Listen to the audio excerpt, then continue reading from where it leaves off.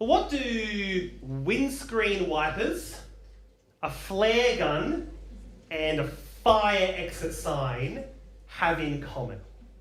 This is not YTQ anymore. I don't have a prize for you. You can just answer it in your head. Windscreen wipers, a flare gun, and an exit sign.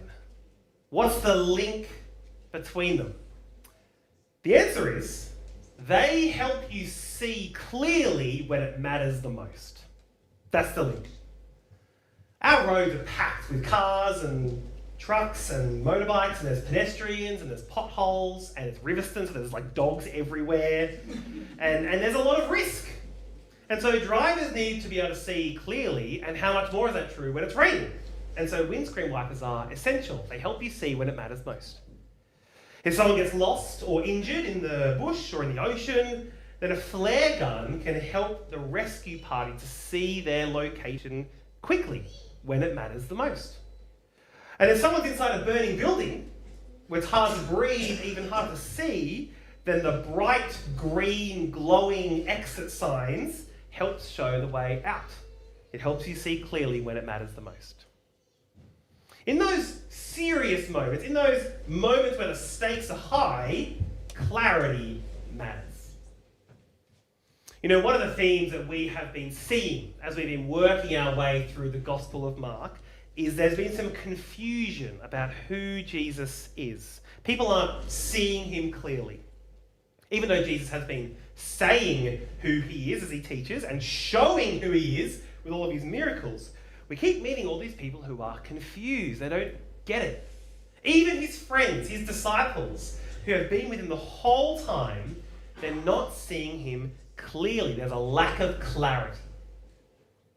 You know, right after this part of the story, down in chapter 8, verse 29, one of Jesus' friends, Peter, he says out loud who Jesus is. He says, Jesus, I think you're the Messiah. I think you're the promised king.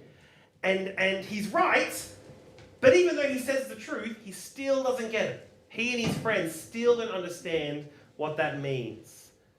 The Gospel of Mark is full of people who are struggling to see Jesus clearly, and that is exactly what we're going to see in this part of the story that Alana just read out for us. And so as we work through this true part of the story of Jesus feeding 4,000 people, we're going to see 3 wrong ways to see Jesus. Here they are on the screen. There's backwards binoculars Jesus. You got that slide for us, Charlie, please? Backwards binoculars Jesus, Instagram Jesus, and lens cap Jesus. They're the wrong ways to see him. Let's start with backwards binoculars. You got your Bibles there? Let's jump right in. I wonder if you felt a little bit of deja vu as this story was being read out. Just a few weeks ago in Mark chapter 6, Jesus fed 5,000 people with miraculously multiplied bread and fish. And now here, in chapter 8, he feeds 4,000 people with miraculously multiplied bread and fish. And what makes this repeated story even more strange is that when you consider Mark's gospel is only 15 chapters long, it's the speed run gospel. I always recommend when I give someone a Bible to start with the Gospel of Mark for that reason. There's lots of other miracles and lots of other moments that Mark could have included, but he leaves them out and includes this same miracle again. Why? The answer is, it's not the same miracle. The feeding of the 5,000 is not the same as the feeding of the 4,000. It's similar, but there's a key difference which you can see for yourself in Mark chapter 7, verse 31. If you've got a Bible, easy to see, it's right before our passage. If you've got a phone, you have to swipe once to get to chapter 7. Mark chapter 7, verse 31 says, Jesus left Tyre and went up to Sidon before going back to the Sea of Galilee and the region of the 10 towns. On the screen is a map. When Jesus feeds the 4,000 people, he's in the Decapolis. He's in the 10 towns. And most of his teaching, most of his miracles, including the feeding of the 5,000, is in the green bit, where it's kind of the Jewish region. The miracle is similar, the crowd is completely different. Jesus intentionally repeats this miracle in a different context. The 5,000 people that Jesus fed were Jewish people, God's chosen people in the Old Testament, who knew all about the God of the Bible. They were all waiting for God to fulfill his promises. The 4,000 people were Gentile people, non-Jewish people, like me and most of us. And at that time, they were pagans. They followed false gods. The miracle is similar. The crowd is completely different. And Jesus himself explains why this difference is so profound. Have a look at verses 19 to 21. Jesus tells us that the amount of leftover bread was meaningful. You know, sometimes in the Bible, we come across numbers that are symbolic. Now, we need to be careful not to immediately jump at every number like Sherlock Holmes and expect some profound meaning. That's how you get wacko calculations about the exact time and date that Jesus is going to come back, and then it never happens. But here, I think these two numbers do carry a lot of symbolism. The numbers there are 12 and 7. There's 12 leftover loaves after Jesus feeds the 5,000 Jewish people, because in the Old Testament, there are 12 tribes of Israel, 12 big families in God's chosen people. And what Jesus seems to be saying to his disciples here is that he is going to provide for and care for and love those people, those 12 tribes and their descendants. He is sufficient for them. He's their Messiah. He's their promised king. And God is going to fulfill all of his promises to them through Jesus. And so all these people over here should turn and follow Jesus. That's true. But that's not all that happens. Because there's 7 leftover loaves after Jesus feeds the Gentile people. Throughout the Bible, the number 7 is completeness, is perfection. The most obvious example is when God creates and completes the world in 7 days. 7 is completeness. And so can you see where Jesus is going? What Jesus is saying to his disciples here is that it's not just the 12 tribes of Israel that he's going to provide for and be sufficient for. It's not just God's Old Testament people who will see God's promises fulfilled. All of that love and all of that goodness is expanded and exploded outwards to also include Gentile people as well. And it's not that Gentile people are an afterthought. The 7 leftover loaves show us that Jesus' fulfillment of God's promises will only be complete, will only be perfected when Gentile people are also included. And so they too should turn and follow Jesus. God's promises are far more glorious. They're far more expansive. They're far more generous than we could ever imagine. And this is why Mark includes this miracle in his gospel. The feeding of the 4,000 is here to enlarge our view of Jesus, to amaze us with how wide and high and long and deep God's love is for us, to expose our underestimation of Jesus. It's here to ensure that our view of Jesus is not small, is not limited, is not reduced. It's here to make sure we're not viewing Jesus through backwards binoculars. You know, there he is. He's tiny, he's blurry, maybe he can't do everything he says he can. That's why this story's here. Jesus' disciples, their view of him is so small, is so limited, they can't even imagine how he could solve the simple problem of the food. Have a look at verse 4. His disciples replied, How are we supposed to find enough food to feed them out here in the wilderness? Come on, guys.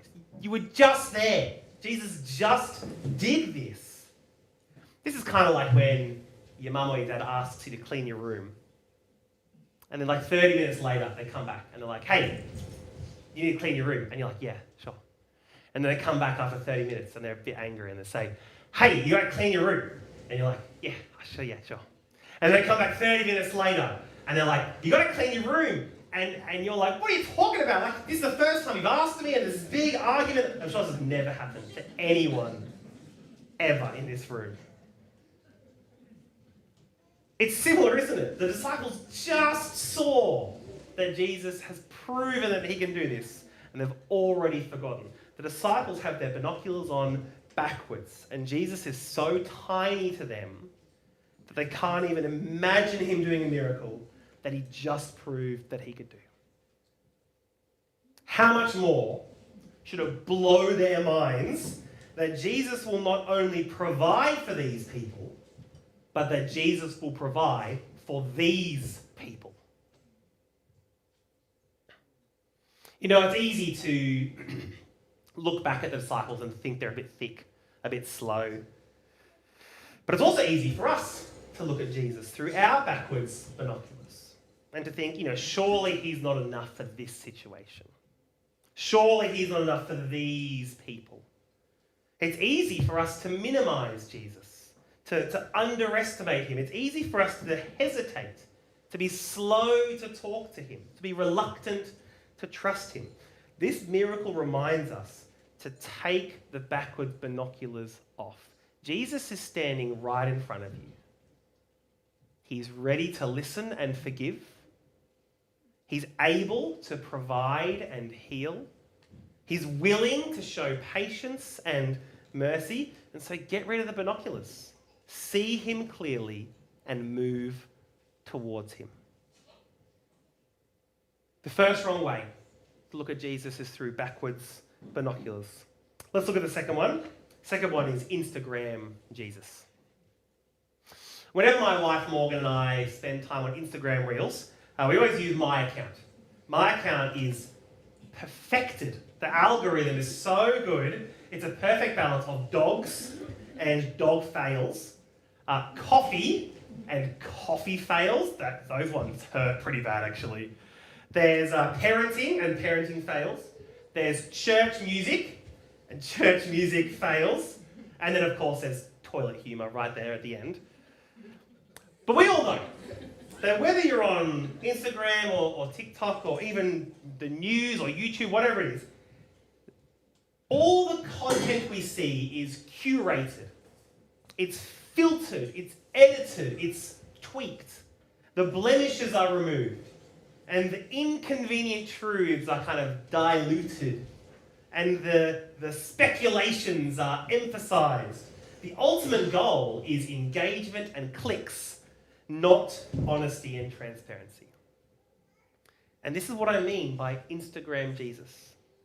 Instagram Jesus is filtered Jesus, edited Jesus, diluted, misquoted Jesus. You don't even have to reject Instagram Jesus. You can just edit him to match your preferences, and now you're both in agreement and we're best friends. Let's see how Jesus exposes this wrong way of looking at him. Verse 11, Jesus gets back to the Jewish territory, the green section, and the Pharisees, who are the Jewish religious leaders, they come and find him and they start to argue with him. They want to see another miracle. And Jesus refuses because he knows that any miracle that he shows them is going to do nothing. It's not going to convince them. And then, in verse 15, Jesus gives his disciples a warning, which at first seems a bit strange. Have a look at your Bibles, verse 15. As they were crossing the lake, Jesus warned them, watch out. Beware of the yeast of the Pharisees and of Herod. Now, there's two strange things about that warning. The first one is that Jesus warns them about yeast, which doesn't strike us as perhaps the most deadly thing you would find in the kitchen. But second, Jesus doesn't just warn them about the Pharisees that he's just seen. he also warns them about Herod. And that's strange because the Pharisees and Herod are enemies. About 90 years before this moment in the story, Rome has kind of swept in and conquered the nation of Israel. They've put their own rulers over the Jewish people. And so King Herod is the conquering Roman king over the conquered Pharisees and Jewish people. They don't like each other. And you might remember King Herod, a few weeks ago, we looked at the part of the story in chapter 6, where Herod's new wife, who was his brother's wife, basically takes advantage of Herod's political power and makes him behead John the Baptist. Which is very convenient for them, because John the Baptist was getting in their way of gaining more power, and so they just kind of chopped his head off and problem solved. That's Herod, that's the Pharisees, and Jesus links them together. Beware of the yeast of the Pharisees and of Herod. Here's what Jesus is saying. Although the Pharisees and Herod are enemies, they're both actually united by their desire for control. That's what they both want. The Pharisees are trying to control God through their religiousness, through their kind of relentless commitment to keep the law. They're trying to secure themselves in front of God by their performance. It's all about them and all about their effort and all about their actions and their commitment. It's all about them having control. And it's exactly the same for Herod. Herod is trying to keep control of his power through protecting his position from opponents and from John the Baptist, even if it means that we have to behead him. He's trying to save himself and his authority. It's all about him and all about his effort and his actions and his commitment. It's all about him having control. And that attitude of grasping for control is incompatible with the real Jesus. It's incompatible with unfiltered, unedited Jesus. And so Jesus says, beware of their yeast. In the same way that you only need a little bit of yeast to make the whole bread rise, you only need a little bit of editing, a little bit of filtering, a little bit of Instagramming, and you've no longer got the real Jesus. Here's the danger. Here's why Jesus warns his disciples and warns us. You can lose Jesus by rejecting him. Of course, you can also lose Jesus by editing him. Just add a little filter here. You know, I like this thing that Jesus says, but maybe not this bit. So I'll just agree with that bit. Just a little bit of editing. Or just add a little filter here. You know, I'll follow Jesus, but actually there's this little part of my life that I'm going to cling to for control. Just a little bit of editing. And before you know it, you've got a version of Jesus that feels good and it's comfortable and agrees with you. It might get heaps of hearts on Instagram, but it's not the real Jesus anymore. And a filtered, edited Jesus cannot provide for you, cannot satisfy you, cannot save you. The real Jesus doesn't come to you to kind of fit into your life. He comes to be your king. He comes to be your king who dies on the cross for you and then rises to new life for you so that you might have a new life of joyful obedience to him. There's no way to earn favour with him. There's no way to work your way towards him. There's no way to deserve mercy from him. It is a free gift of grace that you can receive when you give him control and put your trust in him. And so Jesus says, beware of the yeast, because it only takes a little bit of Instagramming, a little bit of editing to miss the real Jesus entirely. Jesus is standing in front of you. He's ready to listen and forgive. He's able to provide and heal. He's willing to show patience and mercy. And so get rid of the Instagram filters, see him clearly and move towards him. The second wrong way to see Jesus is Instagram Jesus. Number 3, lens cap Jesus. One of the new trends that you might have noticed emerging is the idea of old tech. It's making a comeback. Our society is kind of slowly, finally figuring out that social media and doom scrolling and instant micro content isn't great for us and isn't great for our brains and our relationships. And so dumb phones are making a comeback, like flip phones and disposable cameras and MP3 players and LPs and CD, all this kind of stuff. Some friends of ours have a 2-year-old and they have got themselves a CRT TV. Half of the room knows what that is. And a VCR player. Most of the room might know what that is. And they've got everything on video so that if their son wants to watch something, they have to get off the couch and go and get it and put it in the VCR and rewind the VCR, and then finally they can watch it. It's brilliant, right? To try and teach their son about kind of not being able to get things instantly. And so this is this vibe, this new trend that's coming up, this old tech. And I've noticed this a lot more at weddings as well. Maybe you've been to a wedding recently. More and more, we're encouraged to leave our phones in the car as wedding guests, and so that we can be more present, but also so that Auntie Betty with her iPhone 6 or her iPad doesn't get in the way of the professional photographer. On the screen, I typed into Google, worst wedding photos ruined by phones. This one was my favourite, or my least favourite, because, I don't know if you can see, on the bottom left, there's a sign that says, welcome to our unplugged ceremony, so on, so on, so on, leave your phones away. And that is not going to be a flattering photo that this guy is taking. But you know what would be even worse than that photo? If you forgot to take the lens cap off.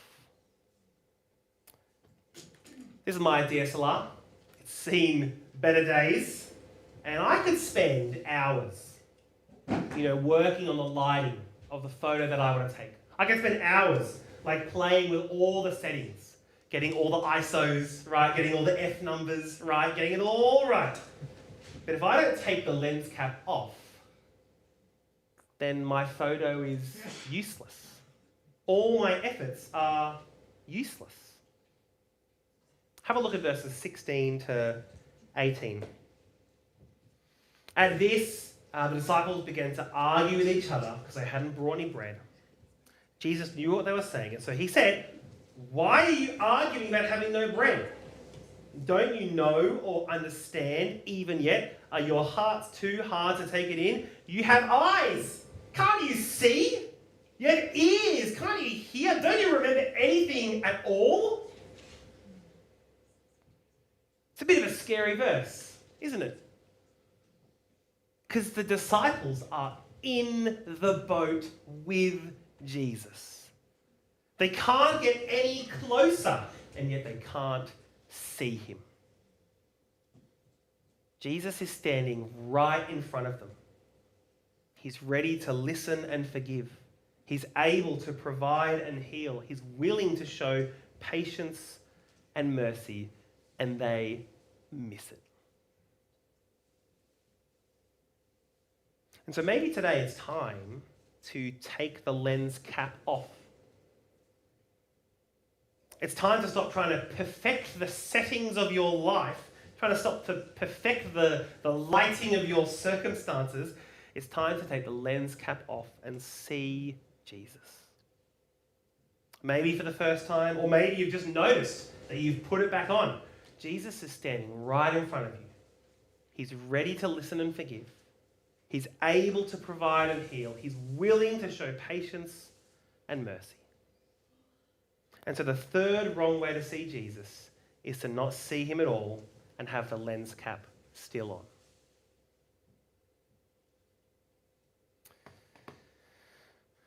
What do windscreen wipers and a flare gun and a fire exit sign have in common? They help you see clearly when it matters the most. And what matters the most is your relationship with Jesus. It's a matter of life and death. It's a matter of eternal life and eternal death. It's a matter of living life into the full in the light and living life in darkness. And so wherever you're at with Jesus, whatever your relationship with Jesus is like at the moment, get rid of the backwards binoculars that make him seem small and blurry, and maybe he can't do everything that he says he can. Let him amaze you, as the cross shows us just how wide and high and long and deep God's love is for you. And wherever you're at with Jesus, get rid of the Instagram filters that create this kind of comfortable, agreeable, fake Jesus that cannot satisfy and cannot save, and instead, listen to him. Find true satisfaction and true salvation in the real deal. He's standing right in front of you. And wherever you're at with Jesus, get rid of the lens cap that is blinding you. He's right there. Jesus is standing right in front of you, ready to listen and forgive, able to provide and heal, and willing to show patience and mercy.